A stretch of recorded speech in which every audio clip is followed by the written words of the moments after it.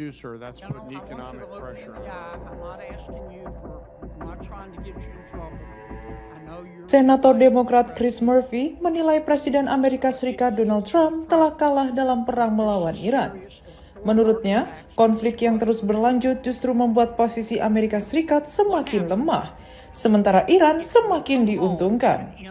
Kepada NBC News, Murphy bahkan mengatakan dirinya siap mendukung kesepakatan yang buruk sekalipun jika langkah tersebut dapat segera mengakhiri perang dan membuka kembali Selat Hormuz.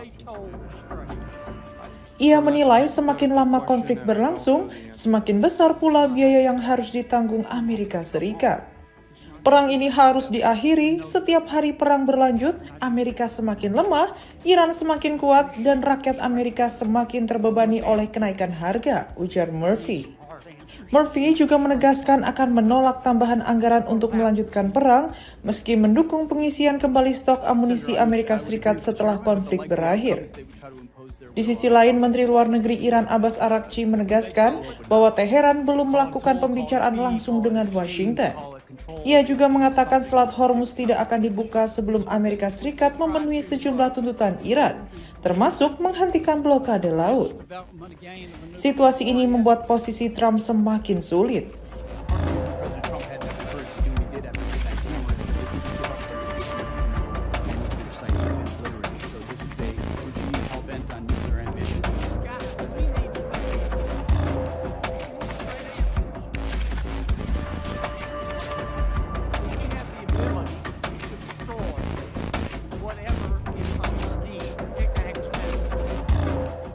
Presiden Amerika Serikat kini menghadapi tekanan dari dua arah, perang yang belum menghasilkan penyelesaian dan dampak ekonomi yang mulai dirasakan masyarakat Amerika.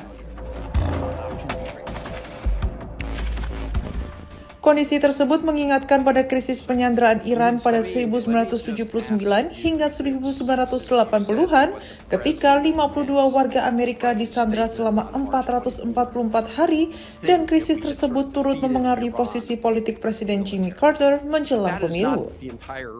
Bedanya, kali ini bukan warga Amerika yang menjadi alat tekanan utama, melainkan Selat Hormuz, jalur vital bagi perdagangan dan pasokan energi dunia. Pekan lalu, pemerintahan Trump sempat optimis kesepakatan untuk membuka kembali selat tersebut dapat segera tercapai. Namun Iran kini justru mengajukan sejumlah persyaratan baru yang membuat proses negosiasi semakin sulit.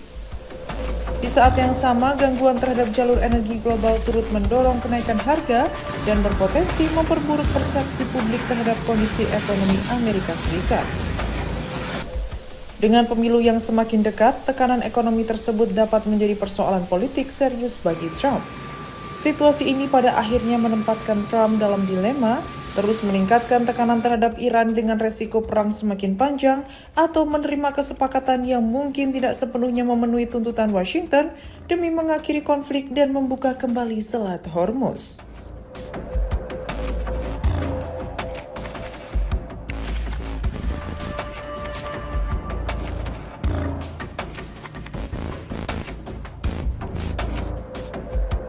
به ناهمسازی منطقه ادامه میدم.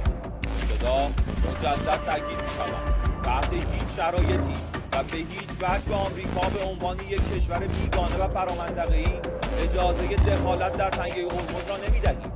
این خط قرمز شکست ناپذیر ایران است. در صورتی که تهدیدهای اخیر رئیس جمهور از توی سرشار آمریکا مبنی بر هدف قرار دادن زیرساخت‌های ایران اسلامی توسط ارتش متجاوز آن کشور عملی شود، همه آنچه که بنا به نجابت ایران هنوز سالم مانده، یعنی تمامی زیرساخت‌ها در منطقه زیر ضربات فولادین نیروهای مسلح مقتدر جمهوری اسلامی ایران در هم کوبیده خواهد بود. آنچنان که اثری از آنها بر جای نماند و گویی از ابتدا وجود نداشتند.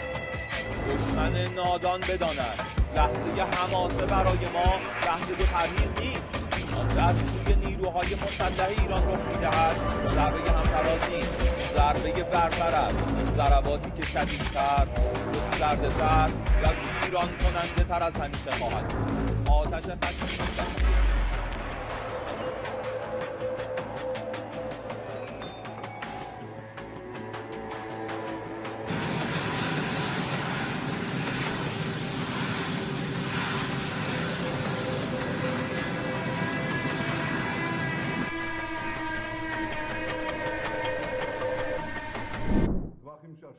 ישראל שוללת את מסמך 15 הנקודות. שמעתי שאומרים, לא אמרתם, אמרנו, אבל הנה אני אומר עוד פעם, ישראל שוללת את מסמך 15 הנקודות. צה"ל לא יבצע נסיגה כלשהי עד פירוק החמאס ונשקו. Dalam menghadapi persoalan pelik, Perdana Menteri Israel Benjamin Netanyahu biasanya memilih untuk menunda keputusan atau menggunakan bahasa yang memberi ruang untuk bermanuver.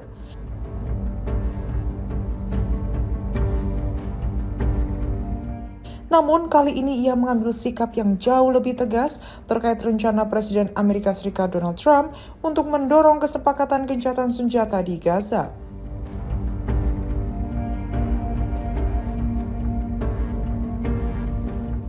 Dalam rapat kabinet pada Minggu, Netanyahu secara terbuka menyatakan bahwa Israel tidak menerima dokumen 15 poin yang menjadi bagian dari peta jalan tersebut.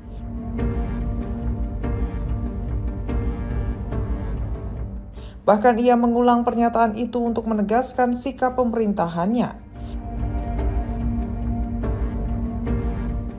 Israel tidak menerima dokumen 15 poin tersebut, ujar Netanyahu. Sikap terbuka ini berpotensi memicu ketegangan dengan Trump. Presiden Amerika Serikat diketahui kembali aktif mendorong penyelesaian konflik Gaza dan sebelumnya menyebut Dewan Perdamaian telah mencapai kesepakatan bersejarah dengan Hamas terkait pelucutan senjata kelompok tersebut. Utusan utama Dewan Perdamaian, Nikolai Mladenov, sebelumnya menjelaskan bahwa pelucutan senjata Hamas seharusnya berjalan beriringan dengan penarikan pasukan Israel dari Gaza. Artinya, kedua proses tersebut dilakukan secara bertahap dan saling berkaitan.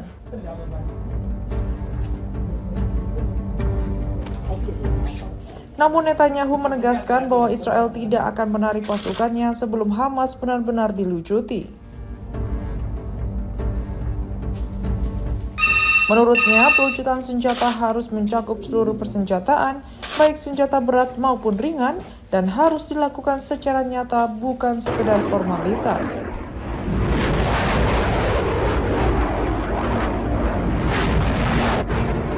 Mladenov kemudian memberikan penjelasan yang sedikit berbeda.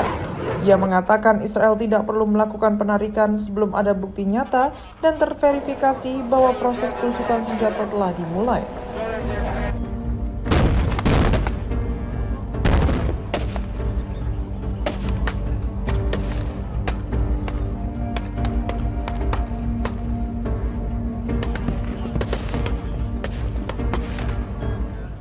Setelah senjata dari berbagai kelompok dikumpulkan, diamankan dan dibuat tidak dapat digunakan, barulah penarikan pasukan Israel dari Gaza dapat dilakukan.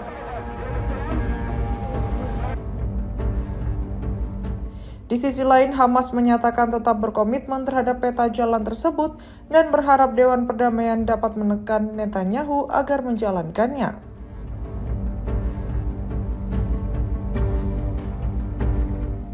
Namun kesediaan Hamas untuk benar-benar menyerahkan seluruh persenjataannya juga masih menjadi tanda tanya, mengingat senjata dianggap sebagai bagian penting dari posisi dan daya tawar kelompok tersebut di Gaza.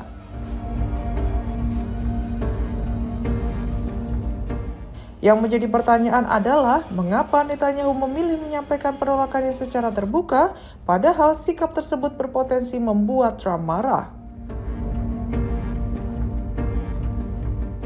Salah satu jawabannya berkaitan dengan politik dalam negeri Israel. Pemilu Israel tinggal kurang dari 12 minggu lagi dan posisi Netanyahu masih menghadapi tantangan berdasarkan sejumlah jajak pendapat.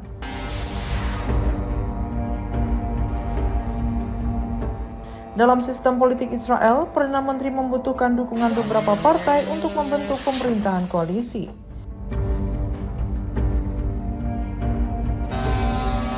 Karena itu, pernyataan tegas Netanyahu dapat dibaca bukan hanya sebagai pesan kepada Trump dan Hamas,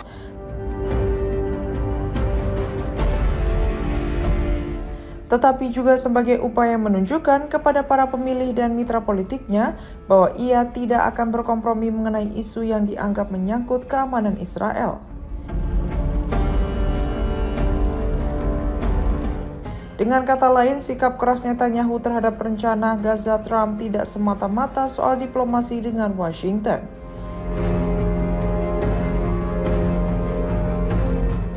Menjelang pemilu, pernyataan tersebut juga menjadi pesan politik kepada basis pendukungnya bahwa ia tetap memprioritaskan pelucutan Hamas dan keamanan Israel, bahkan jika harus berseberangan dengan sekutu terdekatnya, Amerika Serikat.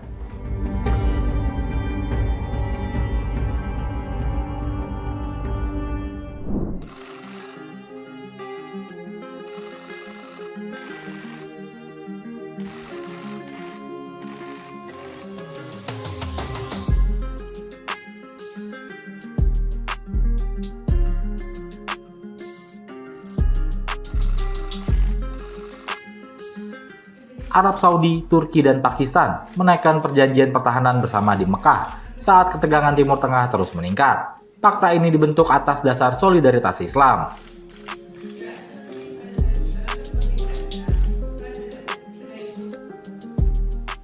Dilansir Reuters dan Al Jazeera, penandatanganan perjanjian pertahanan bersama Makkah itu dilakukan Perdana Menteri dan Putra Mahkota Arab Saudi, Pangeran Mohammed bin Salman.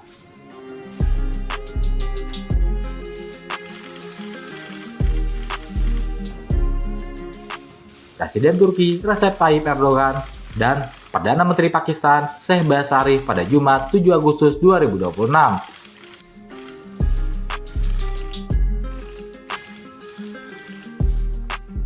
Aliansi ini bertujuan memperkuat pencegahan kolektif terhadap setiap tindakan agresi.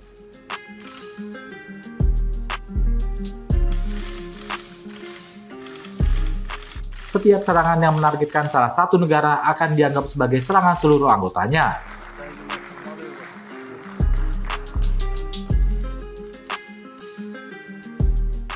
Kementerian Luar Negeri Pakistan dalam pernyataannya mengatakan, kesepakatan bersama yang ditandatangani itu terbentuk karena ikatan sejarah yang telah lama terjalin antara ketiga negara.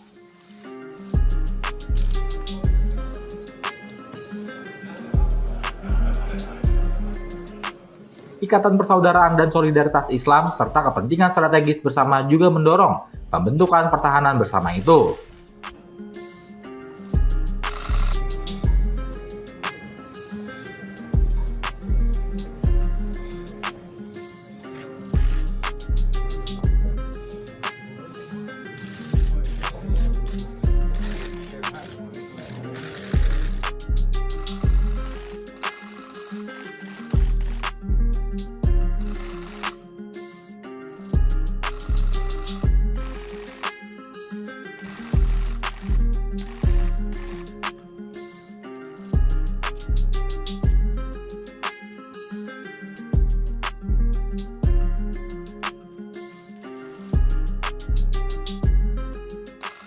Kesepakatan pertahanan bersama antara Riyadh, Ankara, dan Islamabad telah disiapkan sejak lama.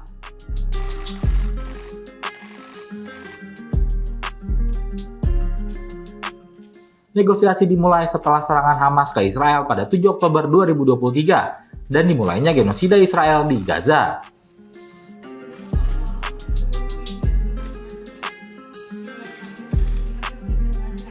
Pembahasan makin intensif di tengah serangan Amerika Serikat dan Israel melawan Iran.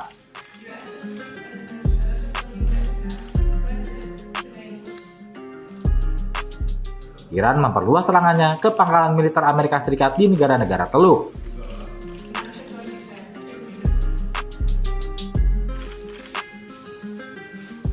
Arab Saudi yang menjadi pos aset dan militer Amerika Serikat telah diserang Iran dan sekutunya Houthi di Yaman.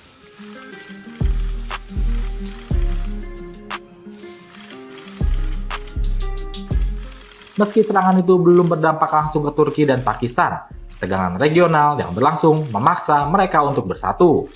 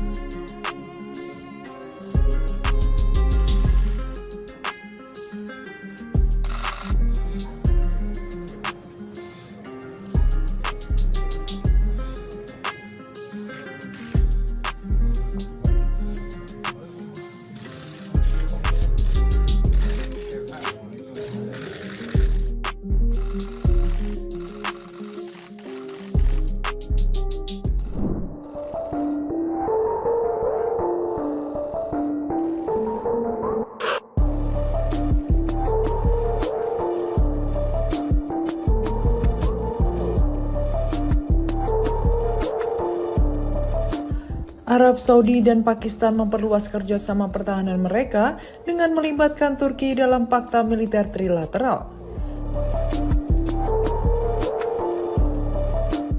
Kesepakatan ini memunculkan pertanyaan mengenai kemungkinan terbentuknya arsitektur keamanan baru di Timur Tengah ketika Amerika Serikat dan Iran masih belum mencapai kesepakatan untuk mengakhiri konflik.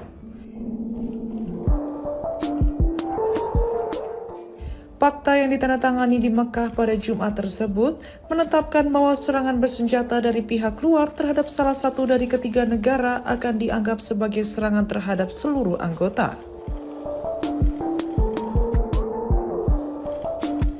Dengan demikian, Arab Saudi, Pakistan, dan Turki berkomitmen untuk memperkuat pertahanan secara kolektif.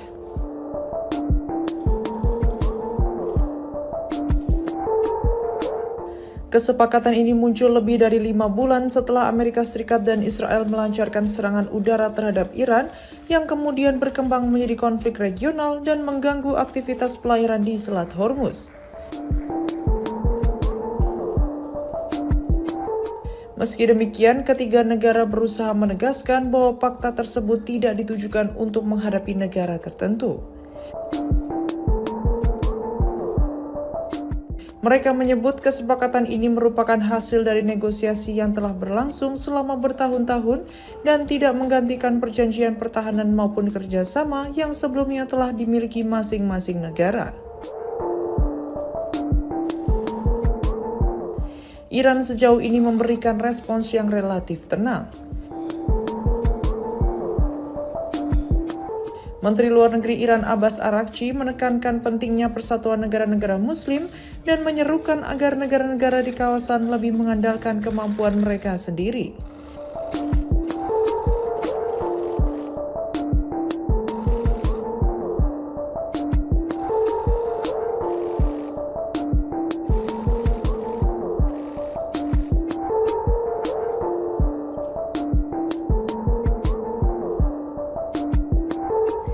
Namun analis Iran dan geopolitik Timur Tengah dari Klingendal Institute, Hamid Reza Azizi, menilai Teheran tetap memiliki alasan untuk mengkhawatirkan perkembangan tersebut.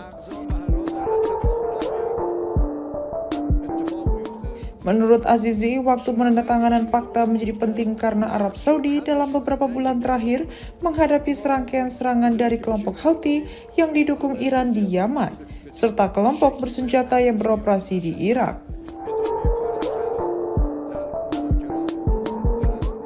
Ia menilai kekhawatiran Iran bukan hanya mengenai meningkatnya kemampuan pertahanan Arab Saudi, tetapi juga kemungkinan terbentuknya tekanan terkoordinasi terhadap Iran melalui Yaman dan Irak, termasuk tekanan ekonomi yang dapat melibatkan Pakistan dan Turki. Ancaman tersebut semakin terlihat setelah Houthi pada Minggu mengklaim melancarkan serangan drone terhadap fasilitas kilang Saudi Aramco di Jizan. Arab Saudi mengonfirmasi terjadinya kebakaran yang kemudian berhasil dipadamkan tanpa korban jiwa, tetapi tidak menjelaskan penyebabnya.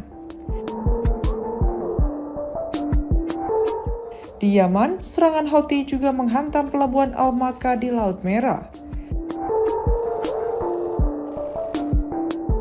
Sedikitnya 7 orang tewas dan 15 lainnya terluka, sementara sejumlah fasilitas mengalami kerusakan. Houthi mengklaim sasaran mereka adalah gudang senjata.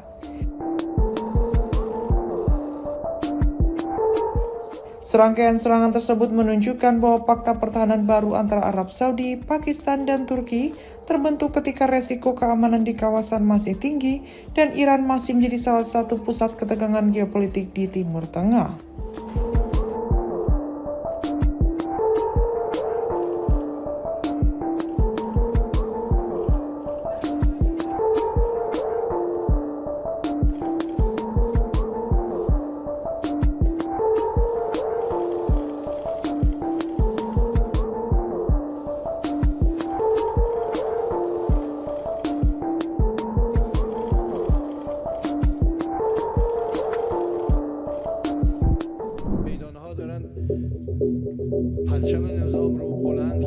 نقضان به هر حال در هر تفاهم نامه اتفاق میفته اصولا باید یه تیمی درست میشد که نقض شد حلش کنن، نه اینکه دعوا کنن. ما خب به جای اینکه بشینیم حل کنیم، حالا باید جزئیات رو ببینیم به چه شکلی باید حل بشه یا حل نشه. این دیگه ادامه کاری است که الان Pemimpin tertinggi Iran Mojtaba Hosseini Khamenei menunjuk mantan Komandan Korps Kadar Revolusi Islam atau IRGC, Mohsen Rezai sebagai perwakilannya di Dewan Keamanan Nasional tertinggi Iran. بعدم از تنگه هرمز تخلف کردن. Rezai menggantikan Muhammad Bagir Solkader berdasarkan dekret yang diterbitkan pada Minggu. دستورالعمل‌هایی که جمهوری اسلامی با کشور عمان با هم می‌نویسن عمل کنن عمل نکردن. Dalam dekret tersebut, Khamenei menilai pengalaman panjang Rezai menjadi modal penting untuk menjalankan tugas strategis و tersebut. بعدم درگیری‌ها شروع شد. Rezai dikenal sebagai salah satu tokoh militer senior Iran dan pernah memimpin IRGC selama 16 tahun, termasuk ketika Perang Iran-Irak berlangsung pada 1980 hingga 1988 yang di Iran disebut sebagai pertahanan suci.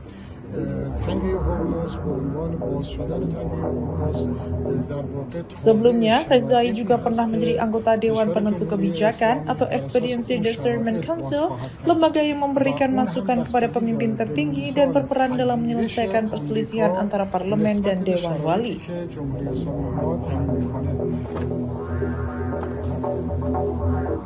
Pergantian ini terjadi ketika Iran menghadapi tekanan besar dari Amerika Serikat, terutama terkait blokade angkatan laut dan perebutan pengaruh atas Selat Hormuz.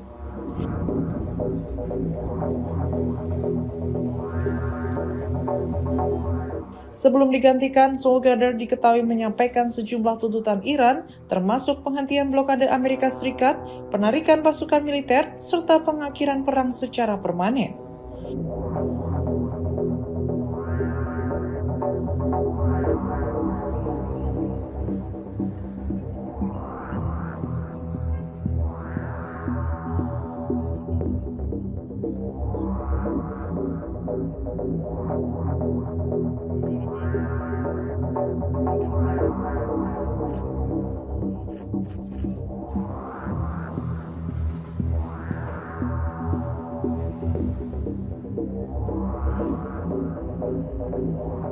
Belum diketahui apakah pergantian pejabat ini akan mengubah posisi Iran dalam tuntutan tersebut.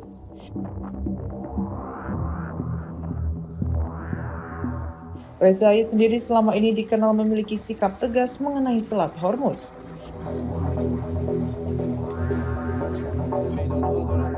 Pada Juli lalu, ia mengatakan bahwa mempertahankan kendali atas jalur strategis tersebut bahkan lebih berharga daripada puluhan bom atom. اصولا باید یه تیمی درست میشد که نقض شد حلش کنن، نه اینکه دعوا کنن. Pekan lalu, Rezai kembali memperingatkan Amerika Serikat bahwa Washington akan menghadapi resiko dan korban jiwa serius jika blokade terhadap pelabuhan-pelabuhan Iran terus berlanjut. در مذاکرات عمان دارن روش کار میکنن، انشالله به جایی برسیم که از این حالت نه جنگ نه صلح بتونیم. Karena itu, penunjukan Rezai dapat menjadi sinyal bahwa isu pertahanan dan Selat Hormuz tetap menjadi prioritas utama Teheran. بعدم از تنگه هرمز تخلف کردن. Masuknya figur militer berpengalaman ke posisi strategis ini juga menunjukkan bahwa Iran kemungkinan ingin memperkuat koordinasi keamanan di tengah tekanan militer dan diplomatik dari Amerika Serikat.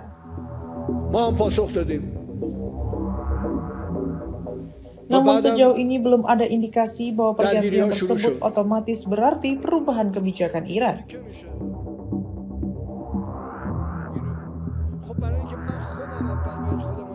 Yang jelas, keputusan Khamenei menempatkan Rezai di posisi penting ketika Teheran masih menghadapi tekanan terkait blokade, perang, dan masa depan akses pelayaran di Selat Hormuz.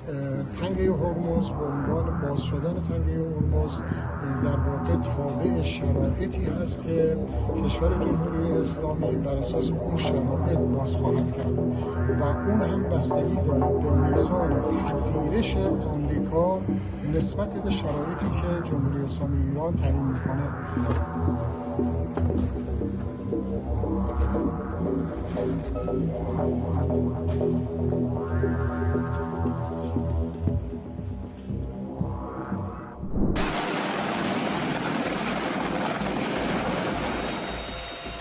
Lebih dari 20 kapal perang Amerika Serikat kini telah dikerahkan ke Timur Tengah untuk mendukung operasi militer, termasuk pelaksanaan blokade terhadap Iran. Komando Pusat Amerika Serikat atau CENTCOM menyebut pengerahan tersebut merupakan bagian dari upaya memperketat pengawasan lalu lintas maritim di kawasan. Dalam pembaruan pada Minggu melalui platform X, CENTCOM menyatakan pasukan Amerika Serikat sejauh ini telah mengalihkan jalur 55 kapal komersial, melumpuhkan 2 kapal, dan menaiki 2 kapal lainnya untuk memastikan kepatuhan terhadap blokade.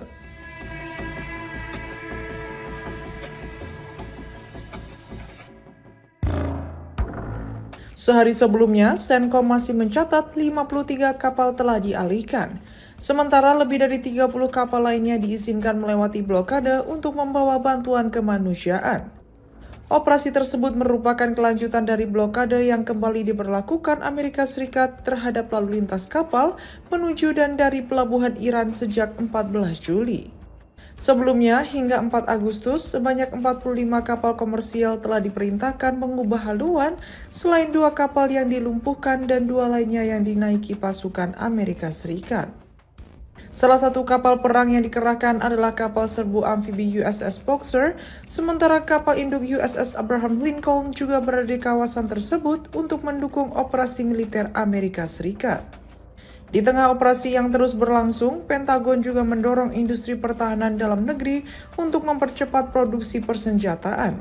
Langkah ini dilakukan karena konflik berkepanjangan dengan Iran menimbulkan kekhawatiran terhadap semakin menipisnya stok senjata Amerika Serikat.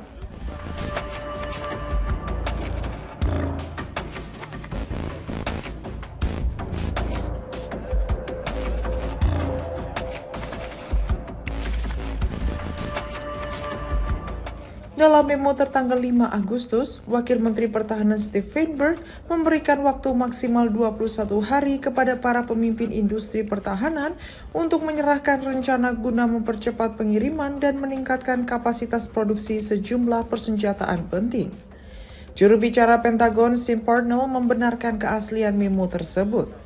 Ia mengatakan kebijakan itu akan menjadi salah satu pertimbangan dalam penyusunan anggaran pertahanan tahun fiskal 2028 dan sejalan dengan upaya pemerintah membangun kembali industri pertahanan Amerika. Menurut Parnell, Pentagon perlu memperbaiki sistem pengadaan yang dinilai terlalu lambat dan kompleks agar Amerika Serikat mampu memproduksi persenjataan yang dibutuhkan militernya dengan lebih cepat, terutama di tengah meningkatnya ancaman dan berlanjutnya konflik di kawasan.